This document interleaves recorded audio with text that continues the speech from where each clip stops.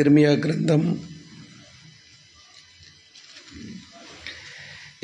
గ్రంథం 3వ అధ్యాయం 15వ వచనం. ఇర్మియా గ్రంథం 3వ అధ్యాయం 15వ వచనం. నాకిష్టమైన కాపరులను మీకు నియమింతును, వారు జ్ఞానముతోనూ వివేకముతోనూ మిమ్ము నేలుదురు. మరో స్థలంలో మరి ఒక భాగాన్ని మనం మార్చి చదువుదాం. అపోస్తలుడైన పౌలు తెస్సలోనిక సంఘానికి వ్రాసిన మొదటి పత్రిక 1వ అధ్యాయం 2వ వచనం నుండి 10వ వచనం వరకు ఉన్న ఈ భాగాన్ని మనం మార్చి చదువుదాం. విశ్వాసముతో కూడిన మీ పనిని, ప్రేమతో కూడిన మీ ప్రయాసమును మన ప్రభువైన యేసు క్రీస్తునందలి నిరీక్షణతో కూడిన మీ ఓర్పును మేము మన తండ్రి అయిన దేవుని ఎదుట మానక జ్ఞాపకము చేసుకొనుచు మా ప్రార్థనల యందు మీ విషయమై విజ్ఞాపనము చేయుచు మీ అందరి నిమిత్తము ఎల్లప్పుడూ దేవునికి కృతజ్ఞతాస్తుతులు చెల్లించుచున్నాము.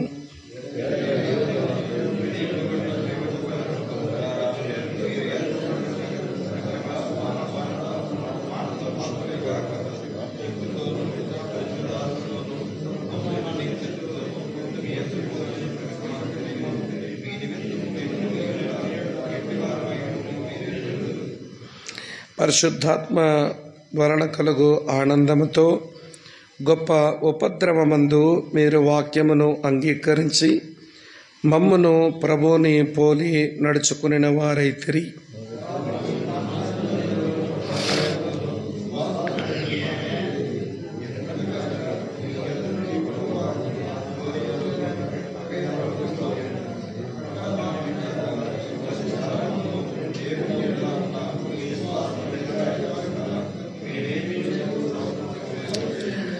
తొమ్మిది 10 వచనాలు అందరం కలిసి చదువుదాం. మీ యొద్ద మాకెట్టి ప్రవేశము కలిగినను అక్కడ జనులు మమ్మను గూర్చి తెలియజెప్పుచున్నారు. మరియు మీరు విగ్రహములను విడిచిపెట్టి జీవము గలవాడును సత్యవంతుడునగు దేవునికి దాసులగుటకును దేవుడు మృతుల్లో నుండి లేపిన యేసు అనగా రాబో ఉగ్రత నుండి మనలను తప్పించుచున్న ఆయన కుమారుడైన యేసు పరలోకము నుండి వచ్చునని ఎదురు చూచుటకును మీరు ఎలాగూ దేవుని వైపునకు తిరిగితిరో ఆ సంగతి వారే తెలియజేయుచున్నారు. ఆమేన్. ప్రియులారా, ఈ సేవకుల ప్రార్థన సమావేశానికి ఇది చివరి వర్తమానం. ఈ 2 దినాలు పగటిపూట సేవకుల కొరకైన ఈ సమావేశంలో మనము కొంతసేపు దేవుని వాక్యాన్ని విని మరి కొంతసేపు ప్రార్థనలో గడిపే ఈ మంచి ప్రణాళిక దైవదాసులు జాషువన్న గారు మరి చేసిన కారణం చేత ఇది ఒక అర్థవంతమైన సమయం అని మనకు అనిపిస్తుంది. నాకైతే అలానే తోస్తూ ఉంది. మరి మీరు కూడా వాక్యం విన్న తర్వాత భారంతో, ఆత్మ పరిశీలనతో, కడు శ్రద్ధతో మీరు ప్రార్థన చేస్తూ ఉన్నారు అని విని మనసారా ప్రభుని స్తుతిస్తూ ఉన్నాను.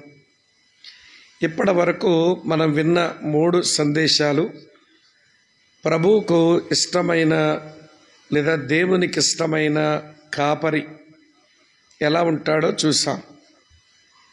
దేవునికి ఇష్టమైన కాపరి హృదయం ఎలా ఉంటుందో చూసాం. తర్వాత దేవునికి ఇష్టమైన కాపరి ప్రేరణలు అది కూడా మనం చూసాం. ఈరోజు చివరి వర్తమానం మీతో చెప్పాలి. దేవునికి ఇష్టమైన కాపరి తన సంఘం, అది చెప్పి నేను ముగిస్తాను. ఈ విషయాలు చెబుతాను అని నిన్న ఉదయం మనం ఈ సమావేశాల ఆరంభంలోనే ప్రతి సందేశం యొక్క టైటిల్ మీకు ముందుగానే చెప్తూ వచ్చాను కనుక ప్రభు కూడా సహాయం చేసి ఈ తలంపులను మనం ధ్యానం చేసేందుకు ఆయన మహాదయను మనందరి ఎడల ఆయన కనపరిచి మనతో ఆయన మాట్లాడుతూ ఉన్నాడు. సరే, ఇప్పుడు దేవునికి ఇష్టమైన కాపరి, తన సంఘం, ఈ రెండు ప్రాముఖ్యమైన విషయాలు మనం ఆలోచన చేయబోతా ఉన్నాం కనుక ప్రభు సహాయం చేయాలి, మనకు కనువిప్పును కలిగించాలి. మనకు అప్పగించబడిన సంఘం ఎలా ఉండాలి అన్నది ఆయన ఆకాంక్ష అయ్యిందో, మరి ఆ దిశగా మనకు అప్పగించబడిన సంఘం సాగుతుందో లేదో చూసుకొని దీని కొరకు భవిష్యత్తులో మనం ఏమి చేయటం అవసరమో అది నేర్చుకుని మనం ముందున్న కాలానికి ప్రయాణం చేద్దాం. తల వంచుదాం, కళ్ళు మూసుకుందాం, ప్రభు సహాయాన్ని కోరుదాం. ప్రేమపూర్ణుడైన మా పరలోకపు మా ప్రియమైన తండ్రి, నీ దాసుడు కలిగి ఉన్న ఈ గొప్ప భారంలో ఈ 2 దినాలు పగటిపూటలు సేవకుల కొరకైన ప్రార్థన సమావేశాలని మీరు మాకిచ్చి కొంతసేపు నీ వాక్యం వింటూ మరికొద్దిసేపు వాక్య ఆధారంగా మేము ప్రార్థన చేసుకోవడానికి మీరు దయచేసిన ఈ మంచి సమయాల కొరకు మీకు వందనాలు, మీకు స్తోత్రాలు ప్రభువా. మరి ఈ ఉదయకాల సమయంలో మా సేవను ఏది ప్రేరేపించి సేవకులుగా మమ్మలను నడిపిస్తూ ఉందో ఆ ప్రేరకాలు మేము ఆలోచించడానికి మీరు మాకు సహాయం చేశారు ప్రభువా. మీరు మా అందరి ఎడల మీ కనికరమును చూపి నీ భయము చేత, నీ ప్రేమ చేత, నీ శక్తి చేత, నీ పని చేత, నీ పిలుపు చేత ప్రేరేపించబడి పరిచర్య చేసే కాపరులుగా మా జీవితాలను, మరి సేవకులుగా మా జీవితాలను తీర్చిదిద్దమని మరోసారి మీ నమ్మకమైన మీ కృపకు మమ్మల్ని అప్పగించుకుంటూ సంగమను గూర్చి మేము ఆలోచించబోతా ఉన్నాం ప్రభా. మాకు సహాయం చేయండి. మేము నేర్చుకునవలసిన ఆత్మ సంబంధమైన పాఠాలను మీరు మాకు నేర్పించండి. యేసుక్రీస్తు వారి యొక్క ప్రశస్త నామంలోనే స్తోత్రాలు చెల్లించి మీకే ప్రార్థిస్తున్నాను తండ్రి, ఆమేన్. ప్రభునందు ప్రియ దేవుని సేవకులారా, మానవుల మేలు కొరకు దేవుడు ఈ భూమి మీద స్థాపించిన వ్యవస్థలు ఒక 3 ఉన్నాయి. మళ్ళీ చెప్తున్నా, మానవుల మేలు కొరకు దేవుడు ఈ భూమి మీద స్థాపించిన వ్యవస్థలు ఒక 3 ఉన్నాయి. అందులో మొదటి వ్యవస్థ కుటుంబ వ్యవస్థ. ఆదికాండం 2వ అధ్యాయంలో అది స్థాపించబడింది. విచారకరమైన సంగతి ఏంటంటే ఆ కుటుంబ వ్యవస్థ ఎంతో కాలం ఈ భూమి మీద సాగలేదు. అది ఆదికాండం 3వ అధ్యాయానికి వచ్చేసరికి ముక్కలైపోయింది. తర్వాత ఆదికాండం 9వ అధ్యాయంలో మానవుల మేలు కొరకు దేవుడు మరో వ్యవస్థను స్థాపించాడు. దానిని మానవ ప్రభుత్వ వ్యవస్థ అని అంటాం. అది కూడా ఎక్కువ రోజులు ఉండలేదు. నిమ్రోదు వలన బాబేలు స్థలములో ఆ వ్యవస్థ కూడా చెల్లాచెదురు అయిపోవడం మనం ఆదికాండం 11వ అధ్యాయంలో చూస్తాం. కుటుంబ వ్యవస్థ కూలింది, మానవ ప్రభుత్వ వ్యవస్థ పగిలిపోయింది. అటు తరువాత దేవుడు మనుషుల మేలు కొరకు ఆయన అనుగ్రహించినటువంటి మరో వ్యవస్థ క్రైస్తవ సంఘం. అపోస్తుల కార్యాలు 2వ అధ్యాయంలో స్థాపించబడిన వ్యవస్థ అది. మరి ఆ వ్యవస్థ మీద సాతాను యొక్క దాడులు, దేవుణ్ణి వ్యతిరేకించే వారి యొక్క దాడులు కుటుంబం మీద, ప్రభుత్వం మీద ఎట్లొచ్చి పడ్డాయో సంఘం మీద కూడా అలాగొచ్చి పడుతున్నాయి. కానీ 2000 సంవత్సరాలు దాటింది, సంఘము అనే వ్యవస్థ ఇంకా నిలిచే ఉంది. కుటుంబ వ్యవస్థ కూలినట్టుగా ప్రభుత్వ వ్యవస్థ పగిలిపోయినట్టుగా సంఘ వ్యవస్థ అది చిన్నాభిన్నం కాలేదు. ఇంకా భూమి మీద అది నిలిచే ఉంది. ఇది నిలిచి ఉండడానికి గల కారణం ఏంటి అని అంటే, ఈ సంఘమని వ్యవస్థ యొక్క శిరస్సు పరలోకమందున్నాడు. సంఘమనే వ్యవస్థ యొక్క శిరస్సు పరలోకమందున్నాడు. ఈ సంఘమును పర్యవేక్షణ చేస్తున్న పరిశుద్ధాత్మ దేవుడు సంఘములో ఉండి పనిచేస్తున్నాడు. అలాగనే ఈ సంఘమునకు పోషణ దేవుడు తన వాక్యమునే ఇచ్చాడు. ఈ సంఘమునకు కాపలాదారులుగా మనలందరినీ ఆయన నియమించాడు. లేకపోతే ఈ సంఘం ఎప్పుడో అతాకుతలమై ఉండేది. ఇంకా అది నిలిచి ఉండడానికి గల కారణం ఈ 4. దీని శిరస్సు అక్కడున్నాడు, దీని పర్యవేక్షకుడు మధ్యలో తిరుగుతున్నాడు, దీని పోషణ దేవుని యొక్క వాక్యమై ఉంది, దీని కాపలాదారుడము మనమై ఉన్నాం. అందుచేత ఇంకా ఈ సంఘము అనే వ్యవస్థ భూమి మీద నిలిచి ఉంది. ఇటువంటి సంఘమును గూర్చి పౌలు రాసినంత ఎక్కువగా ఇక మరెవరు చెప్పనూ లేదు, మరెవరు రాయనూ లేదు. అలాగనే పౌలు భక్తుడు ఎఫెసీయులకు రాసిన పత్రికలో ఈ సంఘమునకు 3 చిత్రాలు వేసి సంఘమునకు క్రీస్తుకున్న బంధాన్ని ఆయన జ్ఞాపకం చేస్తాడు. ఎఫెసీ పత్రిక 1వ అధ్యాయంలో సంఘము అంటే ఇది శరీరము అన్నాడు, దీని శిరస్సు ప్రభువైన యేసుక్రీస్తు అన్నాడు. కనుక ఆయన శిరస్సు, మనము దేహం అనే విషయం మర్చిపోకూడదు. శిరస్సు లేకుండా దేహానికి ఉనికి లేదు, దేహము లేకుండా శిరస్సు నిలబడదు. కనుక ఈ రెండిటికి మధ్య ఉన్న ఆ ఇంటిమేట్ సన్నిహితమైన సంబంధం అలాంటిది అని భక్తుడు తెలియచేస్తాడు. ఎఫెసీ పత్రిక 2వ అధ్యాయంలో దేవుని సంఘానికి ఆయన వేసిన 2వ చిత్రం ఆయన మందిరము అన్నాడు. ఈ మందిరములో మనమేమో కట్టడమట, ఆయనేమో మూలరాయట. కనుక ఆయనే పునాది, ఆ పునాది మీద కట్టబడిందే క్రైస్తవ సంఘం అన్నాడు. పునాది లేని నిర్మాణాన్ని ఊహించలేము, నిర్మాణము లేని ఉత్తి పునాది అది నిష్ప్రయోజనం. కనుక ఈ రెండింటి మధ్య ఉన్న బంధం అలాంటిది. ఎఫెసీ పత్రిక 5వ అధ్యాయం దగ్గరికి వచ్చినప్పుడు ఆయనేమో వరుడు అని అన్నాడు, సంఘమేమో వధువు అని అన్నాడు. కనుక వరునికి వధువుకి మధ్య అన్యోన్యమైన బంధం లేకపోతే సంతానానికి ఇక తావే ఉండదన్నమాట. కనుక సంఘం ప్రభు అయిన యేసుక్రీస్తు యొక్క వధువైతే, అదే గొర్రెపిల్ల యొక్క భార్య అయితే, సంఘం ప్రియులారా అలా వధువుగా ఉన్నప్పుడు ఆయన వరుడుగా ఉన్నాడు. వీటి మధ్య ఉన్న ఇంటిమసీ, వీటి మధ్య ఉన్న అన్యోన్య బంధం అది చాలా గొప్పది, శ్రేష్టమైనది అని చెప్పడానికి 1వ అధ్యాయంలో దేహము శిరస్సు అన్నాడు, 2వ అధ్యాయంలో కట్టడము పునాది అన్నాడు, 5వ అధ్యాయంలో వరుడు వధువు అన్నాడు. అటువంటి చక్కని పోలికలు ఈ క్రైస్తవ సంఘాన్ని గురించి ఉన్నాయి.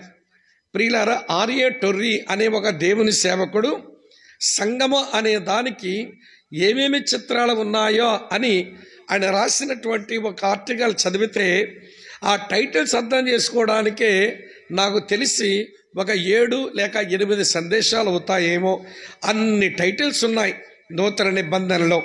సరే, ఇవన్నీ ఇప్పుడు మాట్లాడుకోవడం మన యొక్క ఎవడి సందేశం యొక్క లక్ష్యం కాదు. కానీ మన సంఘమునకు కాపరులం, దేవునికి ఇష్టమైన కాపరులం, మనకు సంఘం అప్పగించబడింది.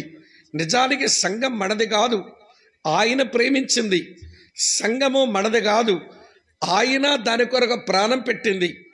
సంఘము మనది కాదు, ఆయన తన రక్తం పెట్టి కొనుక్కున్నది. అటువంటి సంఘం ఎడల ఆయనకున్న మహత్తరమైన ఉద్దేశం ఏంటి అని అంటే, భూమి మీద ఉన్న సమస్త జనులు సంఘము ద్వారానే ఆశీర్వదించబడతారు.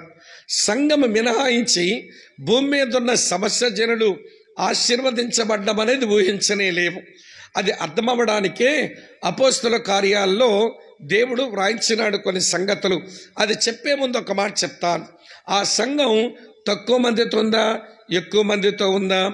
ఆ సంఘం మంచి ఆర్సిసి బిల్డింగులు ఉందా, తాటాకుల్లో ఉందా? లేకపోతే ఆ సంఘమునకు పెద్ద చదువులు చదివినోడు కాపరా, లేకపోతే పెద్ద చదువు సంధ్య లేనివాడు కాపరా?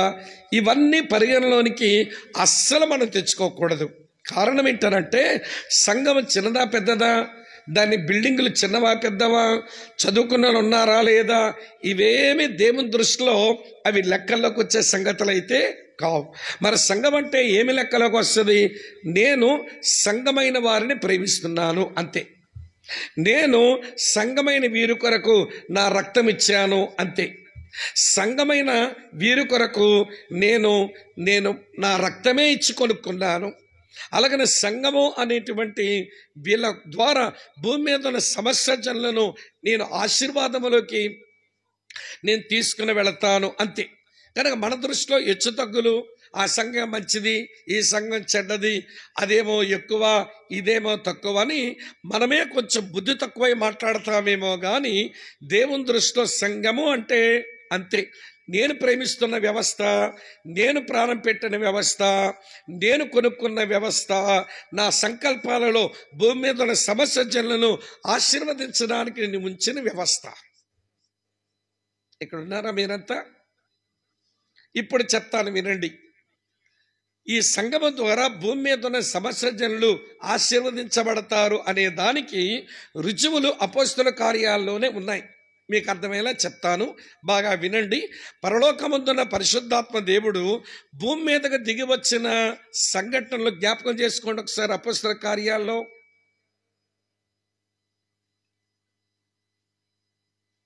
ఎక్కడున్నారా లేదా?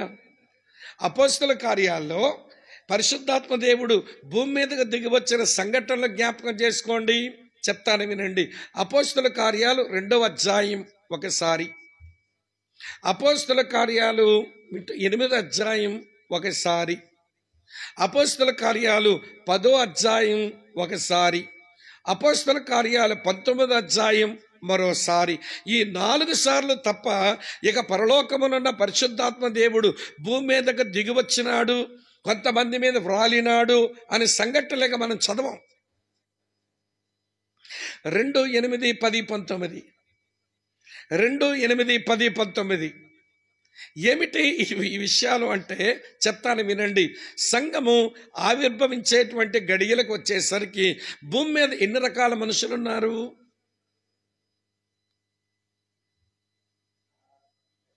చాలా రకాలు ఉన్నారు. కానీ బైబిల్ వారిని ఎన్ని రకాలుగా విడగొట్టింది అని అంటే వరుసగా చెప్తారు వినండి. యూదులు ఒక జాతి, దానికి మినహాయించి ఉన్న వాళ్ళంతా అన్యులు మరొక జాతి. అలాగనే యూదులకి అన్యులకు కలిస్తే పుడితే వచ్చినటువంటి మరో జాతి సమరయులు, మరో జాతి. అంటే భూమి మీద భారతదేశంలో ఈ కులాల కుంపటి ఉందేమో కానీ వాళ్ళకి లేదు కదా ఈ కులాల కుంపటి. వింటున్నారా లేదా? భూమి మీద ఉన్న జాతులు ఇవే. ఏమి జాతులు? యోధా జాతి, అన్య జాతి, సమరయ జాతి. ఇంకొకటి మిగిలిపోయింది. అదేంటనంటే యూదుల్లోంచి కొంతమంది బయటకు వచ్చారు, అన్యుల్లోంచి కొంతమంది బయటకు వచ్చారు, సమరయుల్లోంచి కొంతమంది బయటకు వచ్చారు. వీళ్ళందరూ బాప్తిసం ఇచ్చి యోహాను వెనక చేరి వీళ్ళు మేము బాప్తిసం ఇచ్చి యోహాను శిష్యులు అనిపించుకున్నారు. ఇదొక జాతి. వాళ్ళని ఏ గుంపు మనం చెప్పడానికి ఏమీ లేదు, అందులో అన్ని రకాలలో కలిసినారు. ఇప్పుడు జ్ఞాపకం చేస్తాను వినండి. అపోస్తల కార్యం 2వ అధ్యాయంలో మేడగది మీద పరిశుద్ధాత్మ దేవుడు దిగి, హలో నేను యోధా జాతిని నా సంఘములోకి తీసుకుంటున్నాను అనే దానికి రుజువు పలికాడు. అపోస్తల కార్యాల గ్రంథం 8వ అధ్యాయంలో వినండి, నేను సమరయులను కూడా నా సంఘములోకి చేర్చుకుంటున్నాను అని సమరయుల మీదకు ఆయన వచ్చి వ్రాలాడు. అపోస్తల కార్యాల 10వ అధ్యాయంలో నేను అన్యులు కొర్నేలు ఇంటి దగ్గర ఉన్న వాళ్ళ మీద కూడా వ్రాలి వారిని కూడా నేను అంగీకరిస్తున్నాను నా సంఘములోనికి అని వారి మీద కూడా వచ్చాడు. అపోస్తల కార్యాల 19వ అధ్యాయంలో బాప్తిసం ఇచ్చి యోహాను శిష్యుల మీదకు వచ్చి వీళ్ళని సంఘములోకి నేను అనుమతిస్తున్నాను అన్నాడు. బలిపీఠం మీద ఎప్పుడైనా అర్పణ పెట్టబడినప్పుడు దేవుడు దాన్ని అంగీకరించాడని దానికి రుజువుగా పరలోకం నుంచి అగ్ని వచ్చి ఆ దహన బలి కాల్చేయాలి. అప్పుడు కదా ఆ దహన బలి అంగీకరించినట్టు లెక్క. అది ఎంత వాస్తవమో, నేను నా సంఘములోనికి భూమి మీద ఉన్న సమస్త జనులను నేను తీసుకుంటున్నాను. దానికి రుజువుగా అపొస్తలుల కార్యం 2వ అధ్యాయంలో యూదులు వచ్చినారు, అపొస్తలుల కార్యం 8వ అధ్యాయంలో సమరయులు వచ్చారు, అపొస్తలుల కార్యాల 10వ అధ్యాయంలో అన్యులు వచ్చారు, అపొస్తలుల కార్యం 19వ అధ్యాయంలో బాప్తిసమిచ్చే యోహాను శిష్యులు వచ్చారు. ఇక మిగిలిన జాతి ఎక్కడ ఉన్నారా లేదా? మిగిలింది ఏ జాతి లేదు. నువ్వు ఏ జాతి చెప్పినా అది అన్యుల్లోనికే వస్తుంది. ఏ జాతి గురించి నువ్వు చెప్పినా అది అన్యుల్లోకి వస్తుంది. ఒకవేళ అన్యులు యూదులు కలిస్తే సమరయుల జాతికి వస్తుంది. పోని మీరు సున్నతి పొందిన యూదులైతే యోధా జాతిగా వస్తుంది. ఏ గుంపు కాదండి, ఇది ప్రత్యేకమైన గుంపు. అంటే అది బాప్తిసమిచ్చే యోహాను యొక్క శిష్యత్వపు గుంపుకు వస్తుంది. ఒరే బాబు, నేను నా సంఘమును భూమి మీద ఉన్న సమస్త జనులను ఆశీర్వదించడానికి ఒక సాధనంగా సంఘాన్ని పెట్టాను భూమి మీద. ఈ సంఘములోకి యూదులు వచ్చి సంఘమవుతారు, అన్యులు వచ్చి సంఘమవుతారు, సమరీలు వచ్చి సంఘమవుతారు, బాప్తిసమిచ్చే యోహాను శిష్యులు వచ్చి సంఘమవుతారు. వీళ్ళందరూ కలిపితే సంఘం. ఆ సంఘానికి నువ్వు కాపరివి. ఆ సంఘానికి ఎవరివి? కాపరివి. దేవునికి ఇష్టమైన కాపరి, దేవుని చేత ప్రేమించబడిన, దేవుని కుమారుడు ప్రాణం పెట్టిన, దేవుడే తన స్వరక్తమిచ్చి కొనుక్కున్న, దేవుని ఉద్దేశాల కొరకు సాధనంగా ఈ భూమి మీద ఉన్న ఆ సంఘమునకు నేనొక కాపరిని, మీరొక కాపరి, మనమందరము ఆయా సంఘాలకు కాపరలం. ఒక విషయం చెప్తాను వినండి. ప్రభు నిన్ను నమ్మి తన రక్తముతో కొనుక్కున్న, తన ప్రాణమే అర్పించిన, తాను అతిగా ప్రేమిస్తున్న, తన ఉద్దేశాల కొరకు ఉంచుకున్న ఈ సంఘమని వ్యవస్థను నిన్ను నమ్మి నీ చేతులు పెట్టాడు. నన్ను నమ్మి నా చేతిలో పెట్టాడు. ఇప్పుడు దేవునికి ఇష్టమైన కాపరులంగా ఈ సంఘమును ఎట్లా ఉంచాలి, ఈ సంఘమును ఏ దిశగా మనం పెంచాలి, ఈ సంఘమును ఎలాగ ప్రియులార దేవుని సంకల్పాల కొరకు మనము ఆయుత్తపరచాలి అనేది చెప్పడానికే నేను 1 తెస్సలోనిక పత్రిక 1వ అధ్యాయం 2వ వచనం నుంచి 10వ వచనం వరకు చదివించినాను. బైబిల్లో ఇంతకంటే ఎక్కువగా సంఘము దాని ఔన్నత్యాన్ని వర్ణించే మరొక చాప్టరే లేదు ఇక బైబిల్లో. ఎక్కడున్నారా మీరంతా? కనుక మీకు అర్థమయ్యేలా చెప్తాను. 2వ వచనం నుంచి 10వ వచనం వరకు సంఘం అంటే ఎలా ఉండాలి, నీకు అప్పగించబడిన సంఘం అంటే ఎలా ఉండాలి. అలా ఉంటే దేవునికి స్తుతించి గుమ్మము దాటేలి టీ తాగండి. మీకు అప్పగించబడిన సంఘం అలా లేదు అని అనిపిస్తే ఎక్కడ సంతాపడి కొద్దిసేపు ఏడవండి. మీరు సంతాపమే పడతారో లేదా స్తుతిస్తే బయటికి వెళ్ళి టీ చొక్కలే తాగుతారు, ఇక మీ ఇష్టం. అర్థమవుతుందని చెప్పే మాట. కనుక 2వ వచనం నుంచి 10వ వచనం వరకు చదివినప్పుడు 5 గొప్ప స్థితిగతులు, అర్థవంతమైన, ఆశీర్వాదకరమైన, ఆదర్శప్రాయమైన సంఘం గురించి దైవజనుడు రాశాడు. దాని విపులంగా చెప్తాను. రండి, మొదటి విషయం 2-3 వచనాలు కలిపి ఉంది, అది కలిపే చదువుతాను. 1 తెస్సలోనిక పత్రిక 1వ అధ్యాయం 2-3 వచనాలు. విశ్వాసముతో కూడిన మీ పనిని, ప్రేమతో కూడిన మీ ప్రయాసమును, మన ప్రభువైన యేసుక్రీస్తునందలి నిరీక్షణతో కూడిన ఓర్పును మేము మన తండ్రైన దేవుని ఎదుట మానక జ్ఞాపకము చేసుకొనొచ్చు మా ప్రార్థనల యందు మీ విషయమై విన్నపము చేయొచ్చు. మీ అందరి నిమిత్తము ఎల్లప్పుడూ దేవునికి కృతజ్ఞతాస్తుతులు చెల్లిస్తున్నాము అన్నాడు. ఓ తెస్సలోనిక సంఘమా, 3 వారాల మా పరిచర్య పొందిన ఓ సంఘమా, వింటున్నారా? 3 విశ్రాంతి దినములే తెస్సలోనికలో ఉండి వీళ్ళు పరిచర్య చేశారు. యూదుల సమాజ మందిరంలో, తర్వాత ఊర్లో ఉండి కొంత పరిచర్య చేశారు. కానీ యూదుల సమాజ మందిరంలో నిలబడి 3 వారాల పరిచర్యను అందించినారు పౌలు, శీల, తిమోతి. ఓ 3 వారాల ఓ క్రైస్తవ సంఘమా, తెస్సలోనిక సంఘమా, మీరు ఎలాంటి సంఘమో తెలుసా? మీరు శక్తివంతమైన సంఘము. ఇది మొదటి మాట. You are energetic church. మీరు శక్తివంతమైన సంఘముగా నాకు కనబడుతున్నారు. అందుకే మీ ఇష్టమై దేవునికి కృతజ్ఞతాస్తుతులు చెల్లిస్తున్నాను. సేవకులైన అన్నలారా, తమ్ముళ్ళారా వినండి. ప్రభువు మనకు అప్పగించిన సంఘాన్ని అది శక్తివంతమైన సంఘముగా ఉంచాలి. ఏది శక్తివంతమైన సంఘం? పెద్ద భవనాలు కడితే శక్తివంతమైన సంఘమా? పెద్ద పెద్ద కార్యక్రమాలు చేసే శక్తివంతమైన సంఘమా? ఎక్కువ మంది మనుషులు వస్తే అది శక్తివంతమైన సంఘమా? వింటున్నారా లేదా? ఏది శక్తివంతమైన సంఘం?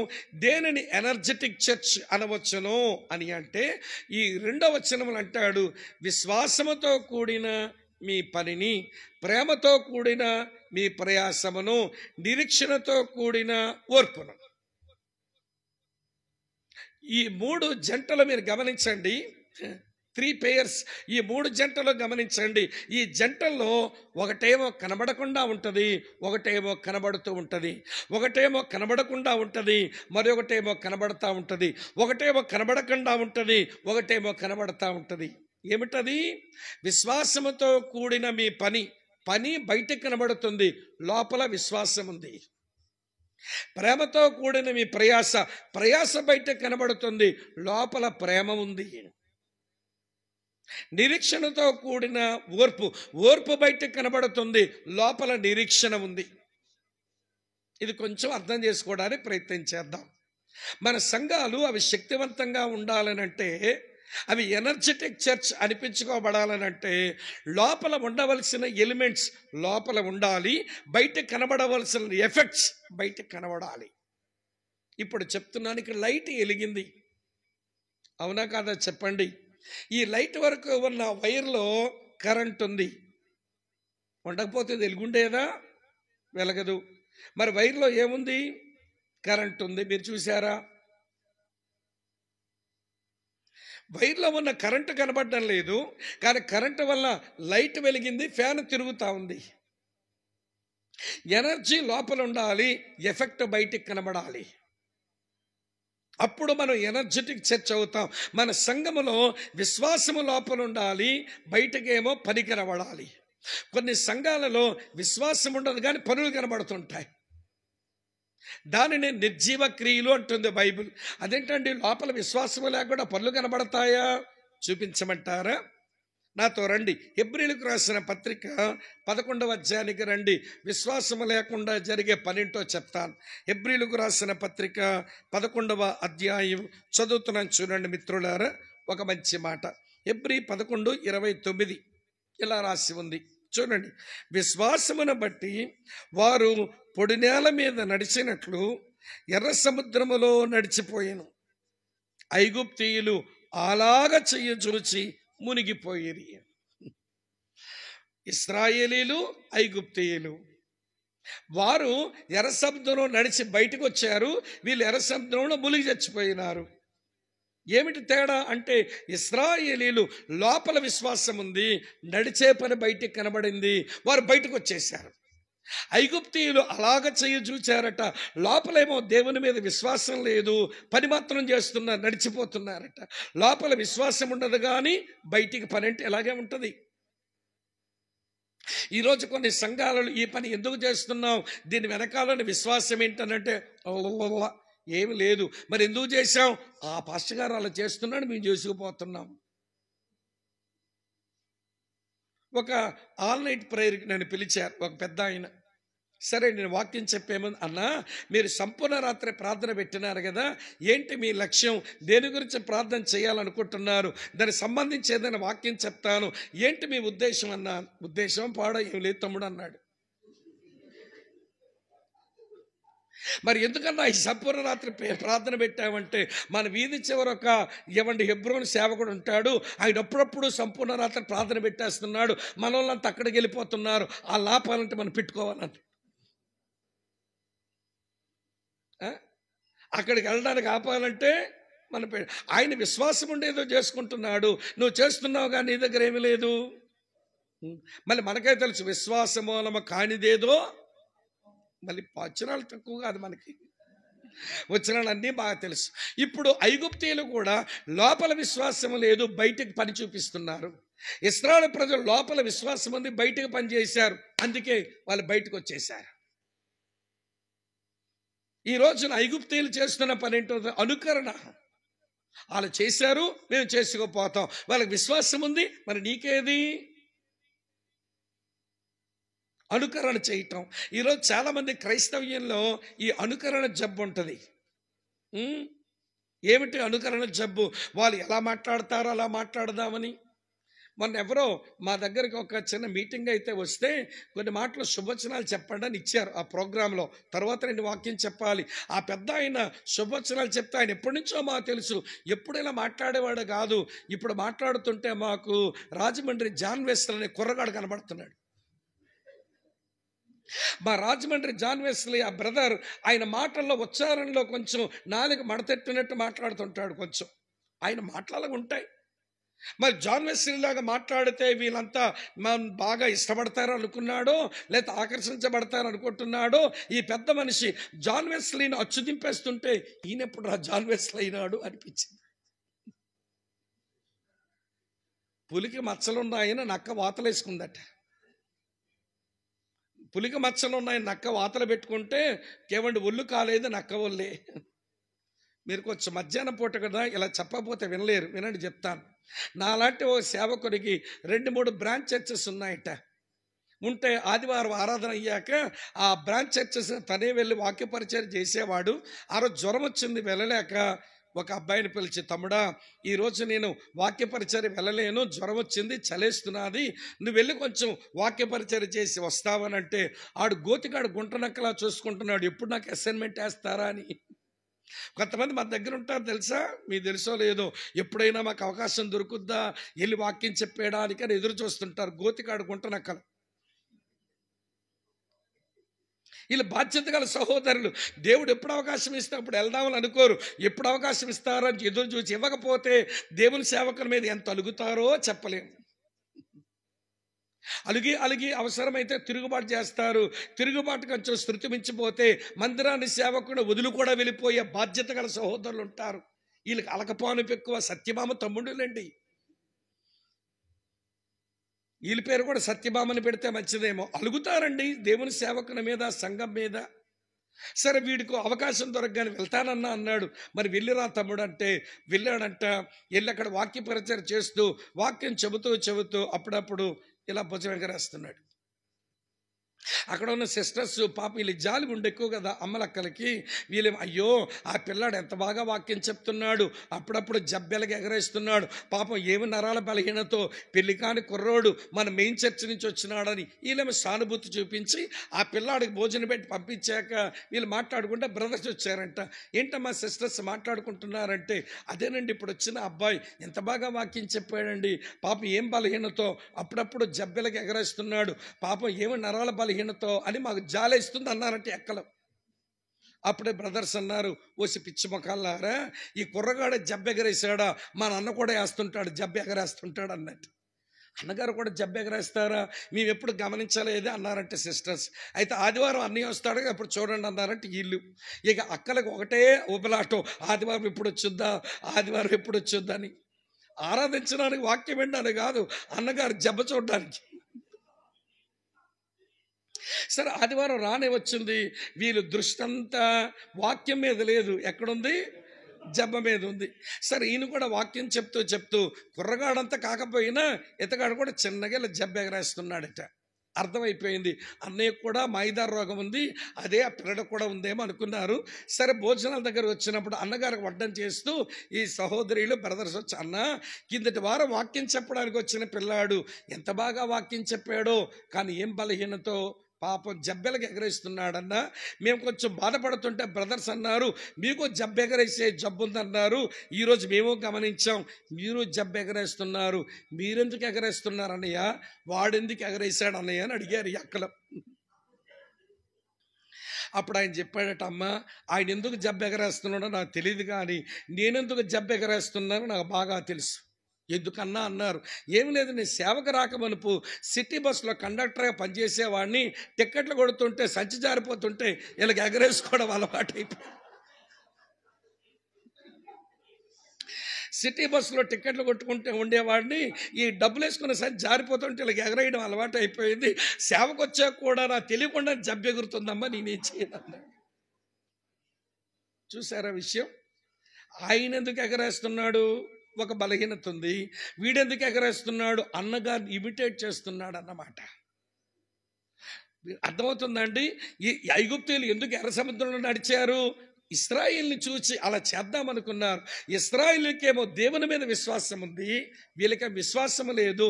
వారు ఎర్ర సముద్రంలోంచి బయటికి రాగలిగారు, వీరు ఎర్ర సముద్రంలోనే చచ్చిపోయారు. కనుక వినండి, ఇప్పుడు ఎనర్జీ ఎఫెక్ట్స్, ఎనర్జీ లోపల ఉండాలి, ఎఫెక్ట్స్ బయటకు కనబడాలి. కరెంటు వైర్లో కరెంట్ ఉండాలి, అది కనబడదు.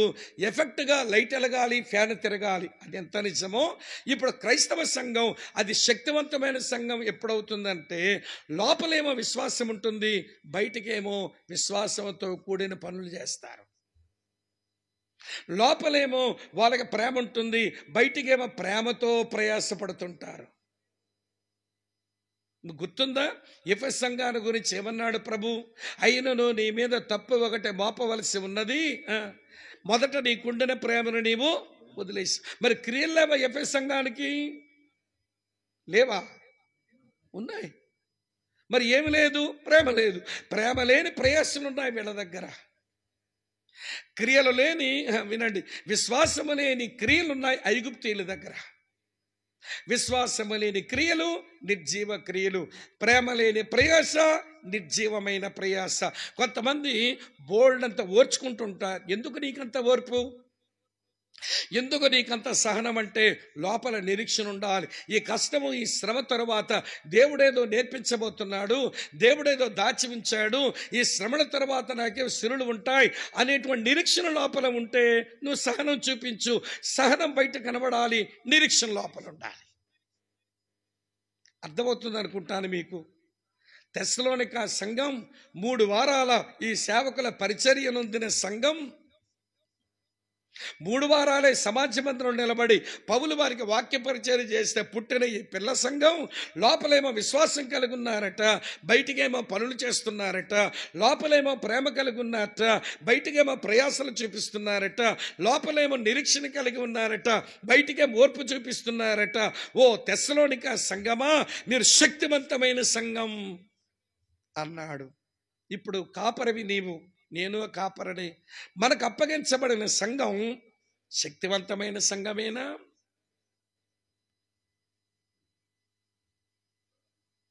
దాని లోపల ఉండవలసిన ఎనర్జీ లోపల ఉంటుందా మన వాళ్లకు?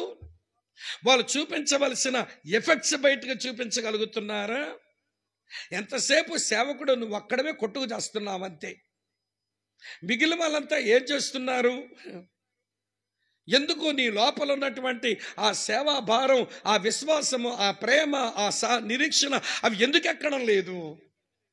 ఎక్కడో వినండి, మనకి వాళ్ళకి మధ్య సైతాను గోడ కట్టాడా?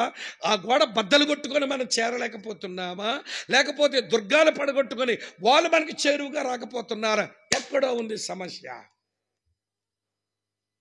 ప్రభువు మనల్ని నమ్మి తన రక్తము కొనుక్కున్న మనుషులను, తన సంఘాన్ని కాయడానికి మనలను ఏమండి పురమాయించాడు. మనం నమ్మి తన సంఘాన్ని ఆయన మన చేతికి అప్పగించాడు. ఈ సంఘం శక్తివంతంగా ఉండాలి. అది శక్తివంతంగా ఉండనప్పుడు వాళ్ళ సంగతి ఏమో కానీ సేవకుడమైన నీవు, సేవకురాలమైన అక్క కలిసి కూర్చొని ఏడవటం రావాలి. ఏంటి ప్రభువా ఈ సంఘం పరిస్థితి ఎట్లుంది? నాలో ఏమైనా లోపం ఉంటే సరిచేయను ఆయన, నాలో ఏమైనా పాపం ఉంటే క్షమించును ఆయన. నువ్వు నాకు అప్పగించబడిన సంఘములో విశ్వాసం, నీవు నాకు అప్పగించబడిన సంఘములో గొప్ప ప్రేమ, నువ్వు నాకు అప్పగించని ఈ సంఘములో గొప్ప నిరీక్షణ ఉండాలి. ఇంకొక మాట చెప్తాను వినండి. క్రైస్తవ విశ్వాస యాత్రకు ఇంధనం ఈ 3.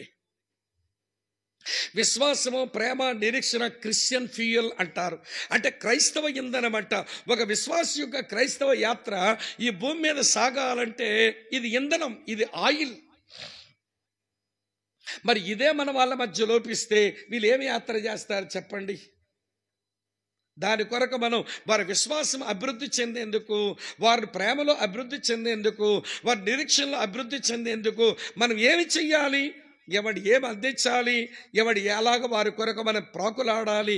ఇది మనం చేయకపోతే మన సంఘం నిర్జీవ క్రియలు చేసుకుంటూ, అంటే విశ్వాసము లేని క్రియలు, ప్రేమ లేని ప్రయాస, నిరీక్షణ లేని ఓర్పులు కలిగి ఉంటూ వాళ్ళు పాడవుతారు, మనల్ని పాడు చేస్తారు. కనుక వినండి ప్రియమైన స్నేహితులారా, దేవునికి ఇష్టమైన కాపరి తన సంఘాన్ని ఎలా ఉంచుకుంటాడు? ఎక్కువ మందా తక్కువ మంది అది క్వశ్చన్ కాదు. అది బిల్డింగా పూరిపాగా అది అసలే ప్రశ్నే కాదు. డబ్బుందా డబ్బు లేదా అది సమస్యే కాదు. చదువుకున్నారా చదువుకున్న లేరా అది అసలే సమస్య కాదు. మన సంఘములో విశ్వాసము, ప్రేమ, నిరీక్షణతో నిండిపోయిన ఎవండి దేవుని పిల్లలు నాతో ఉన్నారా? వాళ్ళు ఈ 3 ఇంధనముగా పోసుకొని వారు ఆధ్యాత్మిక యాత్ర చేయగలుగుతున్నారా లేదా అన్న కోణములో మనం పరిశీలించుకోకపోతే ఒక రోజున మనం భంగపడవలసి ఉంటుంది. ఇది మొదటి మాట. రెండో మాట చెప్తాను రండి. రెండో మాట ఏంటంటే, తెస్సలోనికీయులకు రాసిన సమయం అవుతుంది కనుక ఎక్కువ వివరించలేను, మిగిలిన ధ్యానం చేయండి. తెస్సలోనికీయులకు రాసిన మొదటి పత్రిక 1వ అధ్యాయం ఇప్పుడు 4-5 వచనాలు చదువుతా. 4-5 వచనాలు. ఎలయనగా దేవుని వలన ప్రేమింపబడిన సహోదరులారా, మీరు ఏర్పరచబడిన సంగతి అనగా మా సువార్త మాటతో మాత్రమే కాక శక్తితోనూ పరిశుద్ధాత్మతోనూ సంపూర్ణ నిశ్చయతతోనూ మీ యొద్దకు వచ్చి ఉన్న సంగతి మీకు తెలియను. మీ నిమిత్తం మేము మీ ఎడల ఎట్టివారమై ఉంటేమో మీరు ఎరుగుదురు అన్నారు. ఈ వచనంలో, ఈ 4-5 వచనాలలో వినండి ప్రియమైన స్నేహితులారా, ఆశీర్వదించబడిన ఆదర్శప్రాయమైన అర్థవంతమైన సంఘం అది ఎలా ఉంటుంది అని అంటే, అది ఏర్పరచబడిన సంఘముగా ఉంటుంది. Elected church, energetic church, elected church. శక్తివంతమైన సంఘం, ఏర్పాటులో ఉన్న సంఘం. మనకు అప్పగించబడిన సంఘం దేవుని ఏర్పాటులో ఉంది అని ఎట్లా చెప్పగలం? పౌలు చెప్పేసినాడు, ఓ తెస్సలోనిక విశ్వాసులారా, మీరు ఏర్పరచబడిన సంఘం. నేను ఎట్లా చెప్పగలను తెలుసా? మీ దగ్గరకు వచ్చి నేను వాక్యం చెప్పినప్పుడు శక్తితో చెప్పగలిగాను. Word with authority. నేను వాక్యం చెప్పినప్పుడు బెరుకుతో, సంశయాలతో, బెదురుతో, ఎవడి పిరిగితనముతో మీ దగ్గర వాక్యం చెప్పలా. మీకంటే ముందుగా ఫిలిప్పీలో వాక్యం చెప్పినప్పుడు శ్రమ, అలాగనే అవమానం, అలాగనే పోరాటం నాకు వచ్చాయి. నిన్న మనం మాట్లాడుకున్నాం. అది అన్ని ఇబ్బందులు పడి మీ దగ్గరకు వచ్చినప్పుడు కూడా, మీకు వాక్యం చెప్పినప్పుడు దేవుడు మమ్మల్ని ఎంత బలపరిచినాడో కానీ, మీ దగ్గర వాక్యం చెప్పినప్పుడు మేము భలే శక్తితో మేము వాక్యం చెప్పగలిగాం.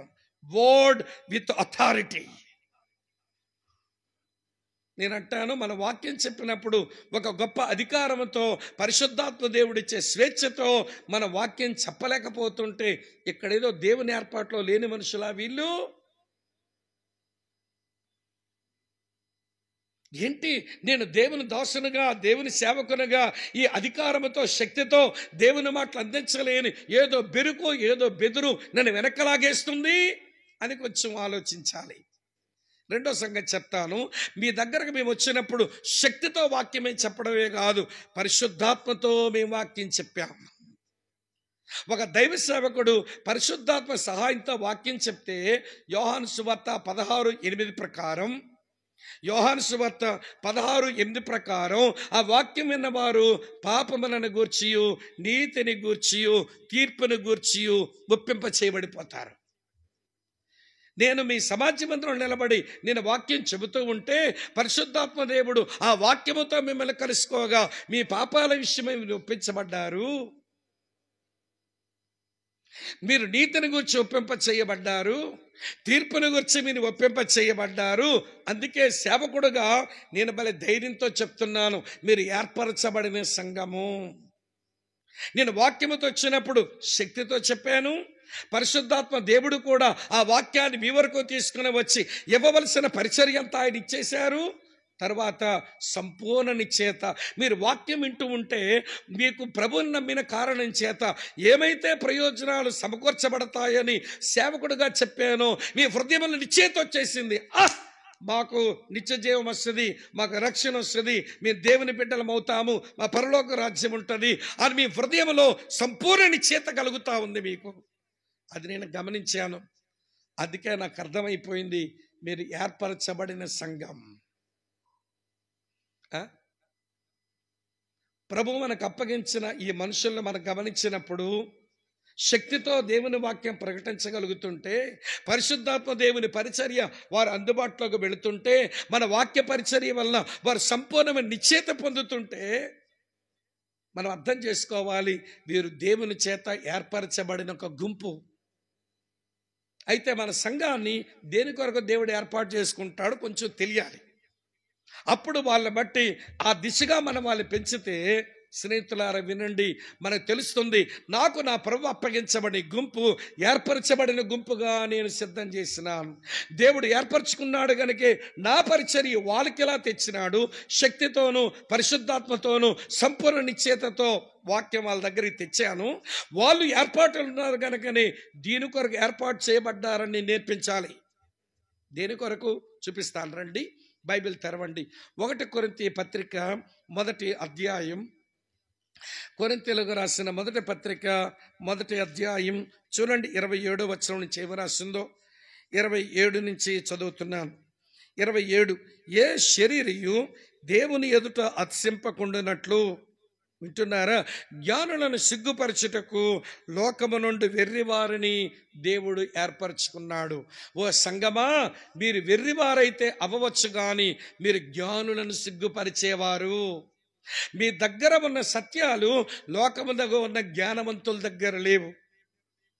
దేవుడు అంటే ఏంటో చెప్పండి అని అన్నాను అనుకోండి, దేవుడు అంటే సార్వభౌముడండి, దేవుడు అంటే సర్వశక్తివంతుడండి, దేవుడు అంటే సర్వజ్ఞానండి, దేవుడు అంటే సర్వవ్యాపకుడండి, దేవుడు అంటే నీతి న్యాయాలు గలవాడండి, దేవుడు అంటే ప్రేమామయుడండి, దేవుడు అంటే పరిశుద్ధుడండి, దేవుడు అంటే సత్యవంతుడండి, దేవుడు అంటే మార్పు లేని వాడండి అని మీరు చెప్పగలరు. కానీ లోకంలో ఉన్న జ్ఞానిని అడగండి, దేవుడు అంటే ఏంటోనంటే సూపర్ నేచురల్ పవర్ అంటే, అంతకంటే చెప్పడానికి ఏమొచ్చు వాడికి పాపం. లోకరీతిగా అతని జ్ఞానే, కానీ సంఘమందున్న ఒక వెర్రివాడు ఆ లోకమునున్న జ్ఞానిని సిగ్గుపరచడానికి దేవుడేంటో చెప్పమంటే ఇన్ని సంగతులు చెప్తాడు. రక్షణ ఎలా వస్తుందంటే తెలుసు, పాపక్షమ ఎలా వస్తుందంటే తెలుసు, పరలోకం అంటే ఏంటో తెలుసు, పరలోక ప్రాప్తి ఎలా దొరుకుతుందో తెలుసు. ఎవరికి? ఈ వెర్రివాడికి. కానీ సంగమానికి ఏం చెప్పాలో, సంగమా, లోకము ఈ దృష్టిలో మనం వెర్రివారమై తవ్వచ్చు, కానీ లోకములో ఉన్న జ్ఞానులను సిగ్గుపరచడానికి వెర్రివారమైన మనల్ని ఏర్పాటు చేసుకున్నాడు. మన దగ్గర ఉన్న జ్ఞానం లోకములో ఉన్న జ్ఞానుల దగ్గర లేదు అని చెప్పాలి. ఇవ్వండి, అప్పుడే వారు దేవుని ఏర్పాట్లో ఎదుగుతారు. రెండో మాట చూడండి, తర్వాత ఇలా రాసి ఉంది. తర్వాత చూడండి, బలవంతులైన వారిని సిగ్గుపరచుటకు లోకములో బలహీనులైన వారిని దేవుడు ఏర్పరచుకొని ఉన్నాడు. ఓ సంగమా, మీరు బలహీనులైతే అవ్వచ్చు. లోకములో చాలామంది బలవంతులు ఉన్నారు. బలహీనులమైన మనం, ఒకడు అక్కరలో ఉన్నాడు అని అంటే మనం తినే నోట్లోందైనా తీసి పెట్టే మనసు మనకుంది. మన అవసరాలు తగ్గించుకొని సహాయపడే మనసు మనకుంది. ఎక్కడి నుంచి వచ్చింది? ఇది ప్రభు ప్రేమను బట్టి మనకు వచ్చింది. లోకములో గొప్ప బలవంతులు ఉన్నారు, ఎవరి కొరకు గొప్ప కార్యాలు చేయలేరు. మనము దేవుని కొరకు గొప్ప కార్యాలు చేసేవాళ్ళం, మన బలహీనులమే. కానీ లోకములో ఉన్న బలవంతుల కంటే మన బలహీనులమే, కానీ వాళ్ళు సిగ్గుపరచడానికి నిన్ను ఏర్పాటు చేసుకున్నాడు. బలహీనులు సిగ్గుపరిచేలా, బలవంతులు సిగ్గుపరిచేలా బ్రతుకు. సంఘములో ఉన్న వెర్రి సహోదరుడా, లోకములో ఉన్న జ్ఞానిని సిగ్గుపరిచేలాగా బతుకు. లోకములో ఉన్న బలహీనురాలమైన ఓ సోదరి, సంఘములో ఉన్న బలహీనురాలమైన ఓ సోదరి, లోకములో ఉన్న ఎవడు బలవంతురాలు సిగ్గుపరిచేలాగా బతుకు. అది దేవుని ఏర్పాటు కొరకు పెంచడం. వీళ్ళు ఏర్పాట్లో ఉన్న గుంపు అని మనకు అర్థమైతే, వారు దేవుని ఏర్పాటు కొరకు మనం పెంచవలసిన బాధ్యత దేవునికి ఇష్టమైన కాపర్లమైన మన మీద ఉంది. అమ్మ, అర్థమవుతున్నదా? ఇంకో మాట చూడండి, ఇక్కడే ఏముంది? ఇక్కడ ఎన్నికైన వారిని వ్యర్థము చేయుటకు లోకములో నీచులైన వారిని, తృణీకరించబడిన వారిని, ఎన్నిక లేని వారిని దేవుడు ఏర్పరచుకొని ఉన్నాడు. గనులను ఇలాంటి కించపరచడానికి గణహీనులమైన సంఘమైన మనల్ని దేవుడు ఏర్పాటు చేసుకున్నాడు. మన యొక్క జీవన విధానం, మన యొక్క మాటల ధోరణి, మన యొక్క కార్యాలు వినండి, లోకములో ఉన్న జ్ఞానులను, బలవంతులను, గనులైన వారిని సిగ్గుపరచాలి. అందుకొరకు మనల్ని ఏర్పాటు చేసుకున్నాడు. ఇప్పుడు చెప్పండి, కాపరులైన అన్నలు, తమ్ముళ్ళు, దేవుడు మనకు అప్పగించిన గుంపు దేవుని ఏర్పాటులో ఉన్న సంఘమే అయితే మనము చెప్తున్న వాక్యం శక్తితోనే ఇచ్చామా? మనం చెప్పిన వాక్యం పరిశుద్ధాత్మ దేవుని పరిచర్యతో ఇచ్చామా? మనం అందించిన వాక్య పరిచర్య వాళ్ళకి సంపూర్ణమైన నిశ్చయితే కలిగించిందా?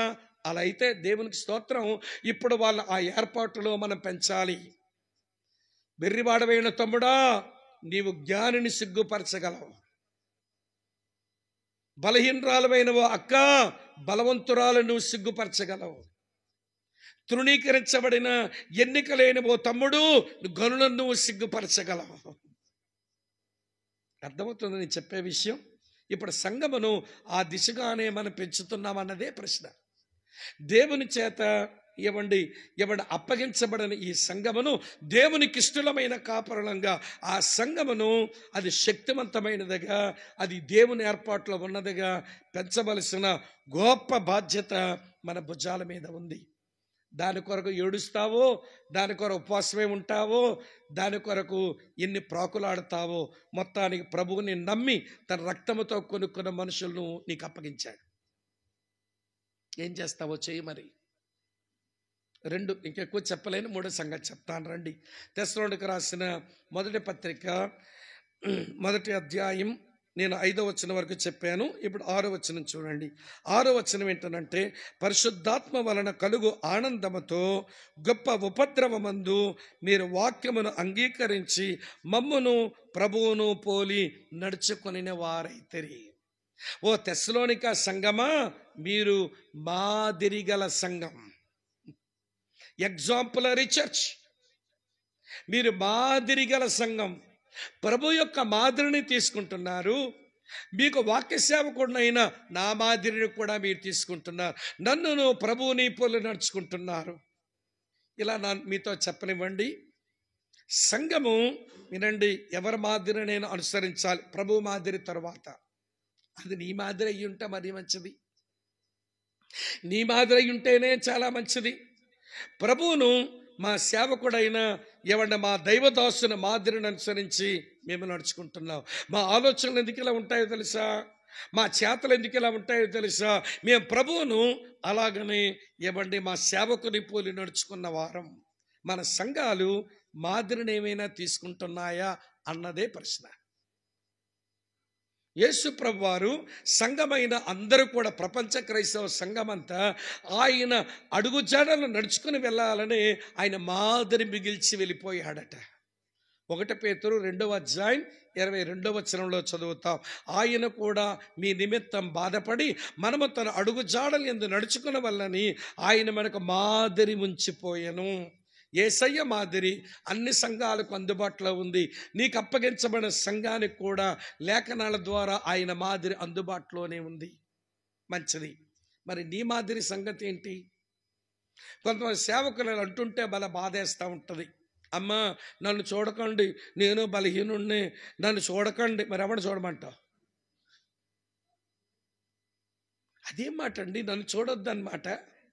నేను బలహీనుణ్ణి, నేను పాపం చేస్తాను, నన్ను చూడకండి అనే మాట ఏం మాట అండి? అది సరైన మాటేనా? ఒక మాట చెప్తాను వినండి. ఒక క్రైస్తవుడు మాదిరిని అనుసరించాలి, ఒక క్రైస్తవుడు మాదిరిని మిగల్చాలి. అందుకు అడుగుతుంటాను, ఓ సేవకుడమైన అన్నయ్య గారు, నీకు ఎవరు మాదిరి? నువ్వు ఎవరికి మాదిరి? నీకు ఎవరు మాదిరి? నువ్వు ఎవరికి మాదిరి? నువ్వు ఎవరినైనా మాదిరిగా పెట్టుకున్నావా? ఏమండి, దైవజనులు బ్రదర్ భగత్ సింగ్ గారి యొక్క సాక్ష్యం, ఆయన యొక్క పుస్తకాలు, ఆయన యొక్క సేవ అనుభవాలు అన్నీ మన ముందు పుస్తకాల రూపేణ ఉన్నాయి. కొంతమంది ఎరిగిన వాళ్ళు, పెద్దవాళ్ళు కూడా చెప్తుంటారు. అలాంటివన్నీ చూసినప్పుడు చనిపోయినా పర్వాలేదు, ఆయన ప్రభు దగ్గర వెళ్ళిపోయినా పర్లేదు, ఆయన మోడల్. ఆయన లాంటి ప్రార్థన జీవితం, ఆయన లాంటి విశ్వాస జీవితం, ఆయన లాంటి నిస్వార్థ జీవితం, ఆయన చనిపోయి నాకు మాదిరిగా ఉన్నాడు అని చెప్పగలమా? చెప్పిన తర్వాత మరి నువ్వు ఎవరికి మాదిరి? మీ సంఘమందు ఉన్నవారు ఏమండి, యేసు ప్రభు తర్వాత మాకు దేవుడిచ్చిన మా సంఘ కాపరే మాకు మాదిరండి. ఆయనలాగే ప్రార్థన చేస్తాం, ఆయనలాగే సువార్త ప్రకటిస్తాం, ఆయనలాగే సాక్షులుగా ఉంటాం, ఆయన మేము మోడల్గా పెట్టుకున్నాం అని చెప్పగలరా మన సంఘస్థులు?